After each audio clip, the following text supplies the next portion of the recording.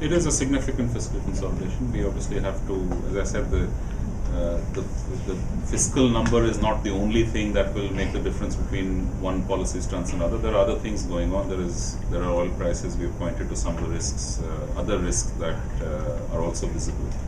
But in and of itself, yes, it is a reasonable reduction in the deficit, which is what we wanted to see from our standpoint.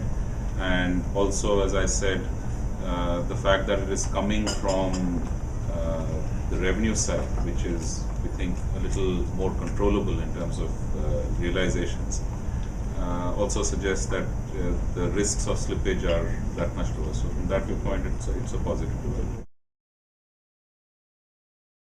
So we think this 7.6 is realistic, that it's a modest recovery, but it is a recovery. And the inflation number is also broadly in line with what we see as the trajectory of inflation. So when you make relatively realistic assumptions, then the risks of going off target are that much lower. So I think broadly it is, in that sense, a fairly reliable set of numbers. On the issue of inflationary impact of indirect taxes, as I said, it's not a one-off. You have to look at the totality of the impact.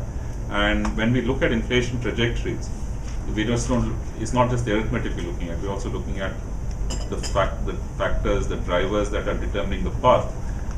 And to the extent that you will have a little bump up in pricing if the price is passed through, to some extent that is offset by expectations, that is offset by lower demand and so on, which will impact the trajectory. So it's the combination of these various factors that will be the basis of our judgment as to where the inflation trajectory is going, not just the simple arithmetic of a duty increase.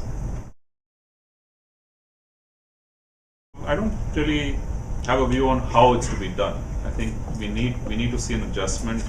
There is some pragmatism in that position which says that it's a large gap now and you can't sort of do it all at one shot, so try and stagger it. I think these are all reasonable ways of approaching it, but the end point is important. How far do we go in covering that gap, and how effectively do we insulate the fiscal situation from this volatility, particularly the upward movement in oil prices? And I think that's where the challenge is.